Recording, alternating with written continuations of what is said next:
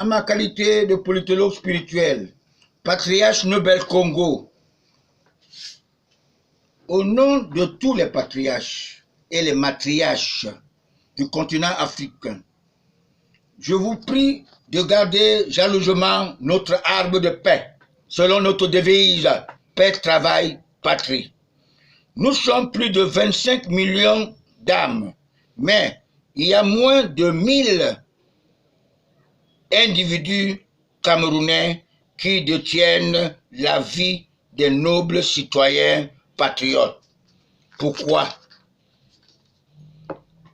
Les Occidentaux nous trompent en nous disant que nos chefs d'État sont vieux, alors que le nôtre avait déclaré auprès du président français qui avait signé le mariage pour tous au peuple français qui ne dure pas au pouvoir qui veut, mais qui peut.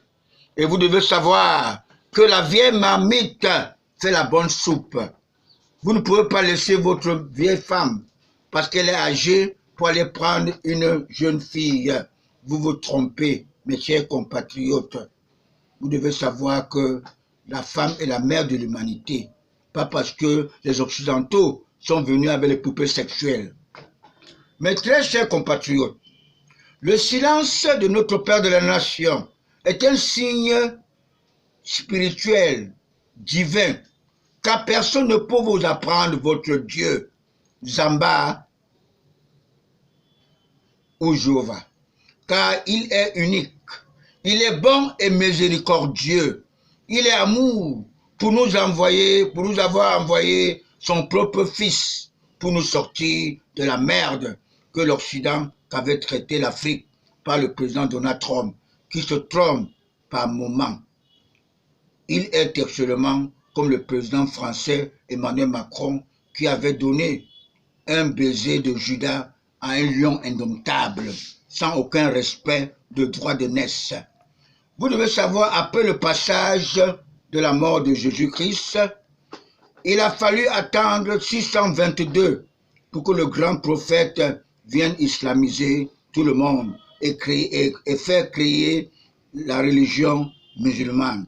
Alors c'est pour vous dire que nous sommes tous les fils du grand serviteur de Dieu, Abraham, le père d'Ismaël et d'Isaac. Vous devez savoir cela. La France, qui détient le porte-monnaie de l'Afrique, cherche à placer leurs propres pions dans nos pays, comme si nous étions leurs cobayes, comme nous étions les moutons de Paniche. Nous disons non. L'Afrique ne peut pas accepter cela. L'Afrique n'est plus dupe. Cette période d'esclavagisme, de la recolonisation, est très révolue. Kayen Martin Benengay Boutou n'est plus. Mobutu n'est plus. Nous ne pouvons pas forcer les choses.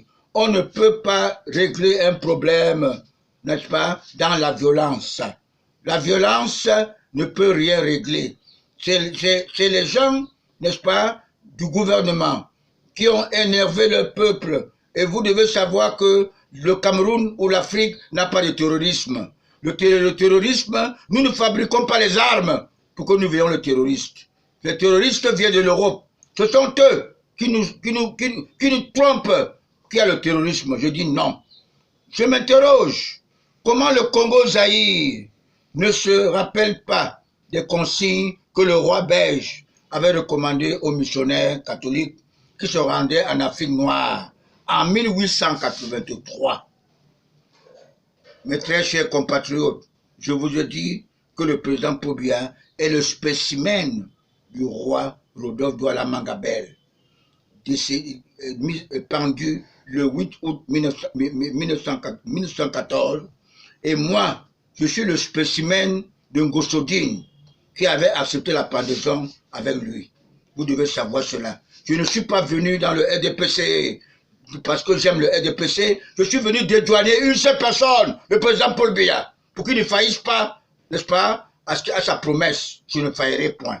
Avant ce fameux coronavirus, j'avais dit que le football, le sport en général, devrait changer de mentalité, trouver des sportifs nouveaux et sains, des artistes qui croient en Dieu, à Jéhovah, dans la lumière, pas dans les ténèbres. Parce qu'à notre époque, nous dormions au cimetière à la veille d'un match pour invoquer le diable. Et chaque équipe a son diable. Si notre adversaire, son diable est au-dessus du nôtre, nous sommes vaincus. Nous sommes vaincus. Ce n'est pas l'ambassadeur, mon jeune frère Roger Mila, né en 1952, n'est-ce pas, peut dire non, ni peut dire le contraire, ou Bel Antoine. C'est mes jeunes frères avec qui nous avons fait le football à l'époque, au temps du feu Mbappé et consorts. J'étais capitaine de leur équipe. Mes très chers compatriotes, les fils du Christ véritable, en vérité, je vous le dis, cette pratique satanique, réprimée par notre Dieu, ne date pas d'aujourd'hui. Elle existe depuis l'empereur Jules César. Nous, les patriarches, les hommes lions, nous avons tous expérimenté cette mauvaise pratique abominable, réprimée et condamnée par notre Dieu, qui est toujours parfois imposée par les fils de Dieu qui préfèrent la facilité, le chemin éphémère. Ce chemin qui n'est que raccourci, qui est le Satan.